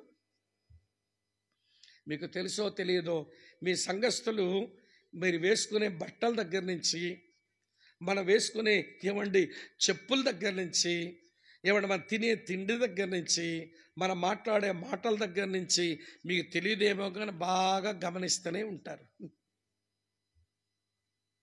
ఒక సేవకునికి ఒక ఆయన ఉత్తరం రాశాడు. ఆ ఉత్తరంలో ఏమన్నాడు తెలుసు? అన్నా, నేను నిన్ను మాదిరిగా పెట్టుకున్నాను, పెట్టుకున్న దగ్గర నుంచి నువ్వు మందిరానికి వచ్చిన చెప్పులు ఎలా విడుస్తావో చూసి అలా విడవడం నేర్చుకున్నాను. ఇంతకుముందు ఎట్లట్లు ఇసిరేసేవాడట మందిరికి వచ్చిన చెప్పులు, కానీ వాళ్ళ సేవకుడు బొబ్బిడిగా అలా చెప్పులు విడిచిపెట్టడం చూసి అలా విడిచిపెట్టడం నేర్చుకున్నాను రాశాడు ఉత్తరం. నా దగ్గర ఉంది ఆ ఉత్తరం. మీరు బట్టలు వేసుకున్నప్పుడు ఎలా వేసుకుంటారో మోడెస్టీగా, మరి ఎక్కువ కాదు అలాగని ఏమీ లేని కాదు, మోడెస్టీ తగుమాత్ర వస్త్రాలతో ఎలాగ ప్రభువుని మీరు ఎవరి ప్రాతినిధ్యం ఇస్తుంటారో అది కూడా నేను చూచాను, అదే నేను నేర్చుకున్నాను. మీరు మాట్లాడుతున్నప్పుడు ఎలా మాట్లాడతారో, మీరు భోంచేసినప్పుడు ఎలా భోంచేస్తారో, మీరు తింటున్నప్పుడు ఎంత జాగ్రత్తలు వహిస్తారో, రుచికరమైనది ఎవరైనా పెట్టేస్తుంటే వడ్డించమ్మా వడ్డించమ్మా అని 3 ముద్దలు మిగుతాను అండట అతను. అమ్మ చాలులే తల్లి, ఇంక వేజ అమ్మా ఏ ప్రేమతో చంపేస్తావు మమ్మల్ని, వద్దు తల్లి అంటాడట. కొంతమంది విశ్వాసులు ప్రేమతో చంపేస్తుంటారు మనల్ని. ఏమంటే ఎక్కువ వేసేస్తే తినేస్తే ప్రేమతో మనం చేస్తాం. వాళ్ళ ప్రేమ అయితే బాగుంటుంది కానీ వాళ్ళ ప్రేమ మనల్ని చంపేస్తుంది. అది కూడా చూసి నేను నేర్చుకున్నానన్నా. ఈరోజు దైవ సేవకులైనా ఏమంటే అన్నలారా, నీ కుటుంబ జీవితం, నీ వ్యక్తిగత జీవితం, నీ జీవన శైలి, నీ సంఘస్థులు గమనించగా నీవు వారికి మాదిరైతివా? నీకెవరు మాదిరి, నువ్వెవరక మాదిరి? ఓ తెస్సలోనిక సంఘమా, మమ్మును ప్రభువుని పోలి నడుచుకున్న వారయ్యారు. మీరు మాదిరి మా దగ్గర తీసుకుని మీరు ఇంకొకరికి మాదిరి అయిపోయారు. చూడండి ఏమన్నాడో చదువుతున్నాను చూడండి. ఈ విషయాన్ని దయతో గమనించండి. 7వ వచనం చదువుతాను.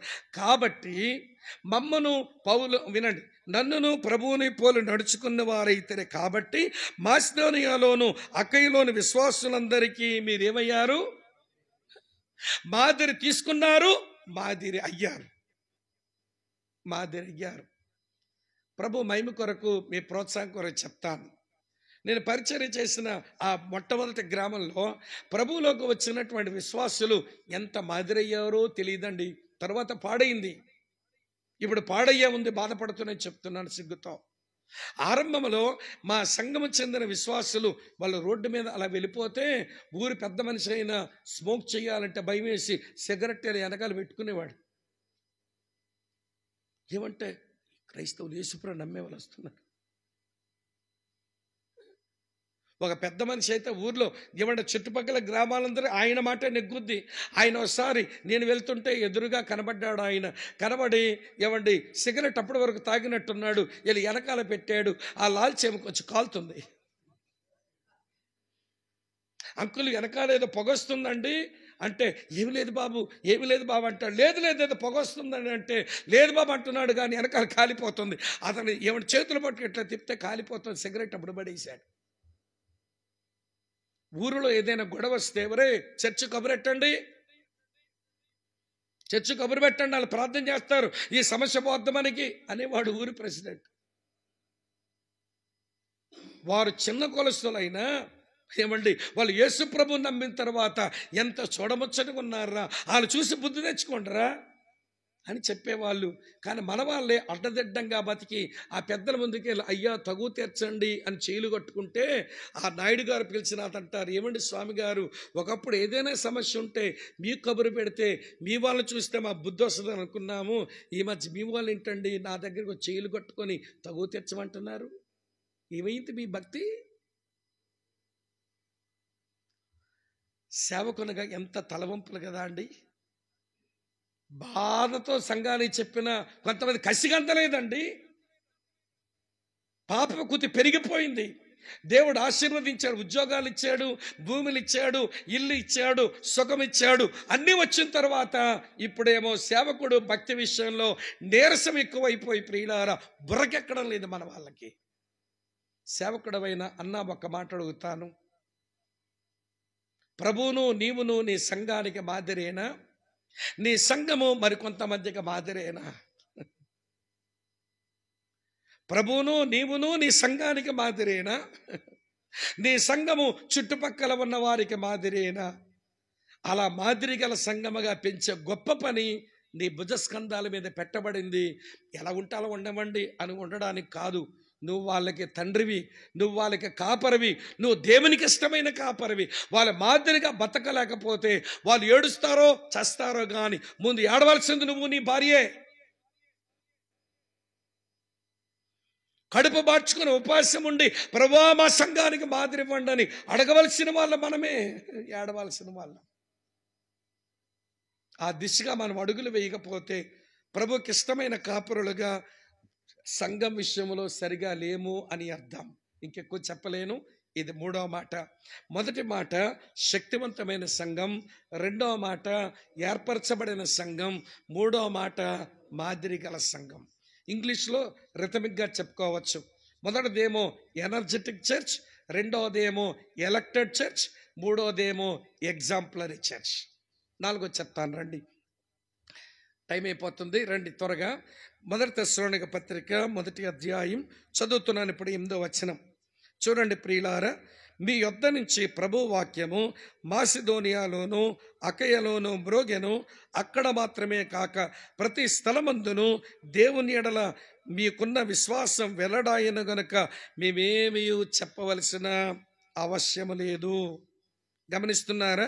మీ యొద్ద నుంచి ప్రభు వాక్యము మాసిదోనియాలోను అకయలోను మ్రోగెను, అక్కడ మాత్రమే కాక ప్రతి స్థలమందును దేవుని ఎడల మీకున్న విశ్వాసం వెల్లడాయను గనక మేమేమీ చెప్ప అవశ్యం లేదు. ఈ మాట నాకేమి నేర్పిస్తుందంటే అది స్వార్థిక సంఘం, ఎవాంజలికల్ చర్చ్. ఈ సంఘ సభ్యులు తెస్సలోనిక విశ్వాసులు వ్యాపారస్తులు. వారి వ్యాపారం మీద ఎక్కడికి తిరిగినా వారి లోపల ఉన్నటువంటి విశ్వాసాన్ని వారు చెప్పేస్తున్నారు. వారి దగ్గర ఉన్నటువంటి వాక్యాన్ని వెల్లడి చేసేస్తున్నారు. చూసారా ఏముందో? వాక్యము మ్రోగెను అన్నాడు. మ్రోగడం అంటే ఇట్లా కొట్టి ఆగడం కాదు. ఎప్పుడైనా గంట మోగితే ఎలా ఉంటుంది? ఏమంటే గంట కొట్టాము, ఆ గంట శబ్దం ఎలా ఉంటుంది అన్నట్టు వినబడుతుంది. వెంటనే ఆగిపోదు గంట శబ్దం, మ్రోగుతుంది. మీ దగ్గర నుంచి దేవుని వాక్యం మ్రోగుతా ఉంది. మీ విశ్వాసం అందరి మధ్య వెల్లడవుతుంది. మీరు స్వార్థిక సంఘం. అందుకే మిమ్మల్ని బట్టి నేను దేవునికి కృతజ్ఞతాస్తుతులు చెల్లిస్తున్నాను. వినండి చెప్తాను. ఈ రోజున మన సంఘములో సువార్త పనిలో సేవకుడమైన నీవు, బాధ్యత గల సహోదరులు ఎవరో ఒకరిద్దరు ఎవడు సువార్త పనిలో మనతో కలిసి వస్తున్నారు. మిగిలిన వాళ్ళంతా ఏమయ్యారు?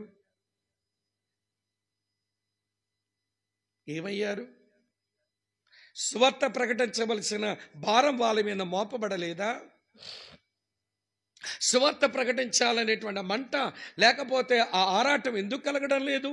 ఈవెన్ మా మందిరం అసెంబ్లీలో కూడా కొంతమంది చూస్తుంటారు, ఎంత చెప్పినా కానీ సువార్త పని కొరకు ఏమి వైబ్రేషన్స్ ఉండవు, కదిలికలు ఉండవు.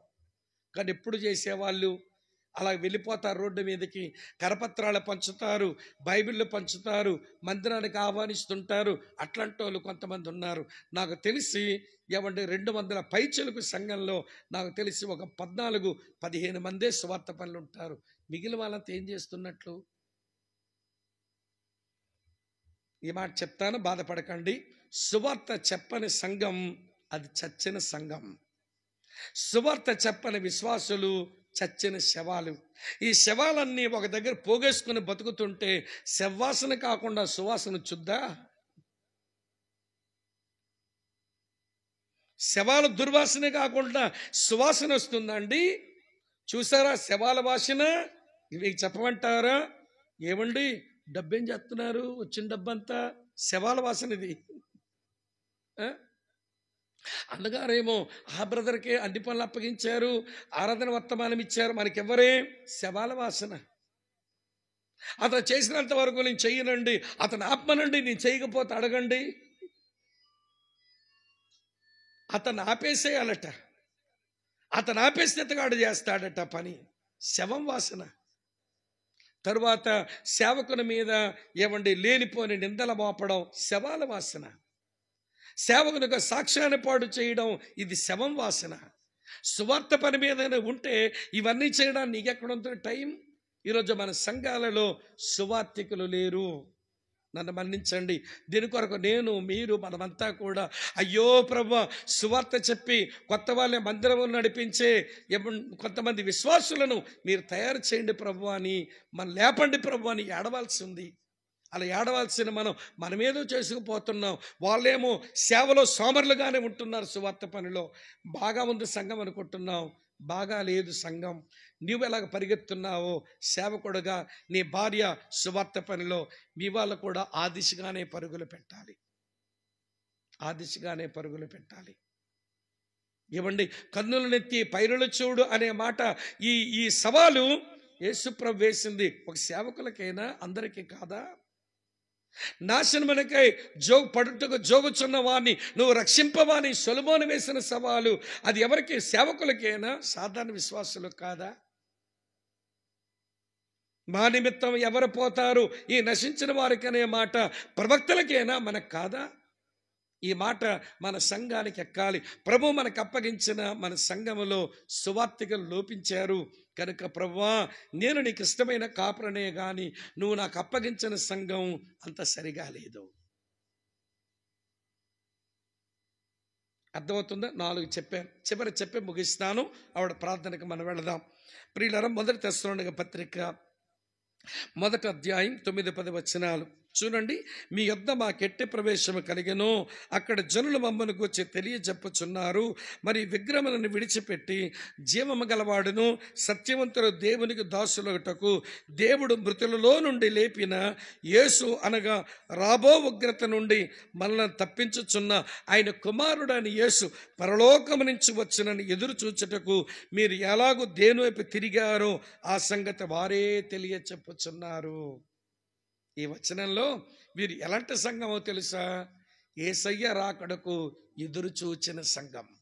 ఇంగ్లీష్లో ఎక్స్పెక్టెంట్ చర్చ్. యేసయ్య రాకడ కొరకై ఎదురు చూస్తున్న సంఘం.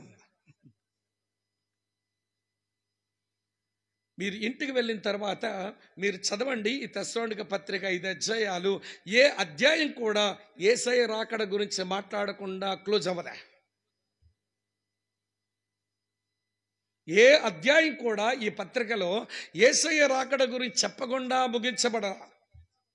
ఎందుకు పౌలు భక్తుడు యేసయ్య రాకడను ఈ పుస్తకంలో ప్రతి అధ్యాయములో రాసి ముగించినాడంటే, ఏయ్ తెస్సలోనికులారా, యేసయ్య త్వరగా రాబోతున్నాడు, మీ రక్షణ విషయమై జాగ్రత్త. ఇది 1వ అధ్యాయం. అది కాంటెక్స్ట్. ఓ తెస్సలోనిక విశ్వాసులారా, యేసు ప్రభువు త్వరగా వస్తున్నారు, ఆత్మల సంపాదన పనిలో ఉండండి నాలాగే. ఇది 2వ అధ్యాయంలో చివరి మాట. ఓ తెస్సలోనిక విశ్వాసులారా, మీరు ప్రభువునందు స్థిరులై ఉండండి, యేసు ప్రభు త్వరగా రాబోతున్నాడు. ఇది 3వ అధ్యాయంలో వినండి చివరి మాట. ఓ తెస్సలోనిక విశ్వాసులారా, యేసయ్య రాకడ వెలుగులో చనిపోయిన వారి గురించి దుఃఖపడద్దు, నిరీక్షణ కలిగి బతకండి. అది 4వ అధ్యాయంలో చివరి మాట. 5వ అధ్యాయంలో ఓ తెస్సలోనిక విశ్వాసులారా, యేసు ప్రభువు త్వరగా రాబోతున్నాడు, మిమ్మల్ని మీరు పరిశుద్ధంగా జీవించండి. ఇది 5వ అధ్యాయంలో చివరి మాట. సాల్వేషన్, సోల్ విన్నింగ్, స్టెబిలిటీ, సారో, సాంటిఫికేషన్. ఈ 5 అధ్యాయాల్లో 5 కీలకమైన విషయాలలో మీరు సరిగా ఉండండి, యేసు ప్రభు త్వరగా రాబోతున్నాడు అనే ఆలోచనతో బతకండి అని దైవజనుడు వారిని హెచ్చరించాడు. హెచ్చరించే స్థాయి అతను తీసుకున్నా కానీ వారు మంచి స్థితిలోనే ఉన్నారు. యేసు ప్రభు త్వరగా వస్తున్నాడని ఎరిగి వారి విగ్రహములను విడిచిపెట్టి జీవం గల దేవుని సేవిస్తూ యేసయ్య ఎప్పుడొస్తాడా అని ఎదురు చూస్తున్నారట. ఈరోజు మన సంఘం యేసు ప్రభు ఎప్పుడొస్తాడు అని ఎదురు చూస్తున్నోలేనా? ఇందా జోసఫ్ గారు అడిగారుగా ఉదయం, నాకు హోటళ్ళ దగ్గర అడిగినారు, బ్రదర్ మన క్రైస్తవ సంఘాలు యేసయ్య రాకడలో కొరకు ఎదురు చూస్తున్నట్టుగా బ్రతకడం ఎప్పుడు నేర్చుకుంటాయి బ్రదర్? ఏమనిపిస్తుంది మీకు? రాకడ గురించి పాటల ఏం తక్కువ కాదు. మెయిన్ లైన్ చర్చ్ వాళ్ళు బ్యాప్టిస్ట్, లూథరన్, మెథడిస్ట్, సిఎస్ఐ వాళ్ళేమో రాజాది రాజా రావే, రాజులకు రాజువై రావే అని పడతారు. పెంతెకోస్తేలేమో వాళ్ళకి కొంచెం ఊపు ఉండాలి కదా మన బ్రదర్స్కి, వాళ్ళేమో యేసు రాజుగా వచ్చుచున్నాడు అని వీళ్ళు పాడారు. మన పెంతెకోస్తు మన అన్నలు తమ్ముళ్ళు కొంచెం ఊపుతో ఉద్యమంగా పాడారు. ఏం బ్రదరణోళ్ళు హెబ్రోనోళ్ళు మానేశారా? గగనము చీల్చుకొని యేసు గనులను తీసుకొని వేవేల పరిశుద్ధులతో వేగమరా నుండని మనము పాడాము. ఎవరు మానేశారు చెప్పండి? కానీ బ్రతుకే ఆయన త్వరగా వస్తున్నాడు అన్నట్లేదు. మీరు నవ్వుతారేమో కానీ మీరండి, మీకు అర్థమవుతుందని చెప్తున్నాను. హైదరాబాద్లోనే ఒక హెబ్రోన్ అసెంబ్లీ నుంచి వాళ్ళు ఇండిపెండెంట్గా ఉండి వాళ్ళు మంచి పరిచయం చేస్తున్నారు హైదరాబాద్లో. వాళ్ళేమో ఒక 5 రోజులు టీచింగ్ ప్రోగ్రాం పెట్టుకున్నారు. టీచింగ్ ప్రోగ్రాంలో వాళ్ళకి బోధించమని నాకు కోరింది ఏంటంటే అంత్యకాల సంభవాలు, ఎండ్ టైమ్ ఈవెంట్స్ మీద చెప్పండి బ్రదర్ అన్నారు. నేను 5 రోజులు రోజుకి 2 టాపిక్స్ చెప్పున 10 ఈవెంట్స్ ప్రిపేర్ చేసినాను. అంత్యకాల సంభవాలు, యేసయ్య రాకడ దగ్గర నుంచి మళ్ళీ క్రొత్త ఆకాశం క్రొత్త భూమి వరకు 10 సంఘటనలు, రోజుకి 2 సంఘటనలు చెప్పున ఈ 5 రోజులు చెప్పేద్దాం అనుకున్నాను. మొదటి రోజు నేను యేసయ్య రాకడ గురించి చెప్తుంటే ఏమంటే సెషన్ అయిపోగానే కుర్రగాడు వచ్చాడు. అన్నా ప్రైజ్ ద లార్డ్ అన్నా అన్నాడు. ప్రైజ్ ద లార్డ్ తమ్ముడు అన్నాను. మాది శ్రీకాకుళమే అన్నాడు. ప్రాంతీయ పిచ్చులు ఉంటాయి కదా కొంచెం, అందులోకి మా శ్రీకాకుళం వాళ్ళకున్న భాగ్యం ఏంటంటే మీరు కాశ్మీర్ వచ్చినా మేము ఉంటాం, మీరు కన్యాకుమారి వచ్చినా మేము ఉంటాం, ఇటు మీరు వెస్ట్ బెంగాల్ కలకత్తా వచ్చినా మేము ఉంటాం, ఇక్కడ మహారాష్ట్ర ముంబై వచ్చినా మేము ఉంటాం. ఇండియా అంతా చెదిరిపోయాం వలసగా పర్లుకుపోయి. కాబట్టి ఈ హైదరాబాద్లో ఉన్నాడనమాట ఈ తమ్ముడు, మంచి తమ్ముడు. ఏ ఊరు మీద అంటే చెప్పాడు వాళ్ళ ఊరు నాకు బాగా తెలుసు. మరి ఎంతకాలం నుంచి ఇక్కడ ఉన్నావు అంటే చెప్పాడు. ఎప్పుడు ప్రభుని నమ్మేమంటే మన ఊర్లో ఉన్నప్పుడు ప్రభుని నమ్మలేదన్నా, ఇక్కడికి వచ్చాక ఈ మందిరంలో ప్రభుని నమ్ముకోవడానికి దేవుడు అవకాశం ఇచ్చాడన్నా.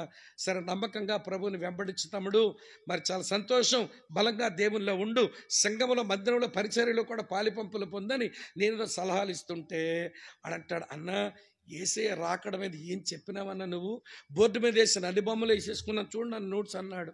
మంచి తమ్ముడు చాలా బాగా వేసావు, బాగా వేసుకున్నావు, అర్థమైందంతా అన్నాను. చాలా బాగా అర్థమైందన్న అన్నాడు. మంచిది. మరి మళ్ళీ నైట్ మీటింగ్ సిద్ధపడాలి కదా, వెళ్ళనంటే ఒక మాట అడుగుదాం అనుకున్నాను. ఏం చెప్తామని? ఏం లేదన్నా, మా మందిరం నుంచి ప్రతి సంవత్సరం కాన్వికేషన్ జరుగుద్ది కదా, ప్రతి కాన్వికేషన్కి నువ్వే స్పీకర్గా రావాలన్నాడు. అసలు బుర్రకేమెక్కిందో చూద్దాం అనిపించింది నాకు. అన్నాను, తమ్ముడు మళ్ళీ కాన్వికేషన్ ఎందుకు తమ్ముడు, యేసయ్య వస్తాడు మనం వెళ్ళిపోతాం కదా అన్నాడు. యేసయ్య వస్తాడు మనం వెళ్ళిపోతాం కదా అని అంటాడు. అమ్మాయికి అంటాడు, ఎల్లోడు వెళ్తాడన్నా, నువ్వు రావాల్సిందే, మన మీటింగ్లు పెట్టాల్సిందే. ఆడెంత అమాయకంగా, ఎల్లోడు వెళ్ళనివన్నా నువ్వు రావాల్సిందే, మీటింగ్లు పెట్టాల్సిందే. ఆడు వెళ్ళడట్ట వాళ్ళు వెళ్ళనివ్వడట. చూసారా, మన యేసు రాకడ గురించి మనకున్న అండర్స్టాండింగ్ అట్లా అయిపోయింది. సీరియస్నెస్ లేదు, నేను ఎత్తబడాలని లేదు. ఈరోజు క్రైస్తవ సంఘాలు యేసు రాకడ గురించి మాట్లాడుతున్నాయి, పాడుతున్నాయి, ప్రసంగాలు చేస్తున్నాయి, కానీ రక్షణ విషయంలోనూ, ఆత్మల సంపాదనలోనూ, ఆధ్యాత్మిక స్థిరత్వంలోనూ, ఆధ్యాత్మిక నిరీక్షణలోనూ, ఆత్మ సంబంధ పరిశుద్ధతలోనూ సరిగా ఉండడం లేదు. కనుక ప్రభువా, మా సంఘం నీ రాకడ కొరకు ఎదురు చూచే సంఘంగా చేయవా? నా సంఘాన్ని, నువ్వు నాకు అప్పగించిన సంఘాన్ని సవార్థిక సంఘముగా చేయవా? నువ్వు నాకు అప్పగించిన సంఘాన్ని ఒక మాదిరిచ్చే సంఘముగా చేయవా? నువ్వు నాకు అప్పగించిన సంఘాన్ని నీ ఏర్పాట్లో పెరుగుతున్న సంఘముగా చెయ్యవా? నువ్వు నాకు అప్పగించిన సంఘాన్ని శక్తివంతమైన సంఘముగా చెయ్యవా? నువ్వు సంఘమైతే అప్పగించావు, కానీ దాన్ని పెంచే విషయంలో నేను విఫలమైపోయాను. నీకు ఇష్టమైన కాపరిని నేను, నీకు ఇష్టమైన కాపరిని, కానీ నువ్వు నాకు అప్పగించిన సంఘాన్ని నువ్వు ఆశించిన దిశలో పెంచలేకపోయావు. 2 మాటలు చెప్పాను. మీరు మీ సంఘాన్ని బాగా పెంచుతూ ఉంటే ఇప్పుడు చెప్పిన వచనాలను బట్టి స్తుతించి కాఫీకి వెళ్ళిపోవచ్చు, బయటికి టీకి పోవచ్చు బయటికి. దేవుడు మనకు అప్పగించిన సంఘం విషయంలో మనం ఇలా పెంచలేదు అని మనకు అర్థమవుతుంటే, ఇప్పుడు మన ఏడుపు మన గురించో మన కుటుంబం గురించో కాదు, దేవుడు మనకు అప్పగించిన సంఘము గురించి ఈ చివరి వర్తమానంలో కొంచెం కన్నీళ్ళు పెట్టి ఆ సంఘాన్ని ప్రభు చేతకు అప్పగించి ఆయన ఎలాగ నడిపించమంటాడు నడిపించేందుకు సిద్ధపడదాం. తల వంచండి, కళ్ళు మూసుకోండి, ప్రార్థన చేస్తాం.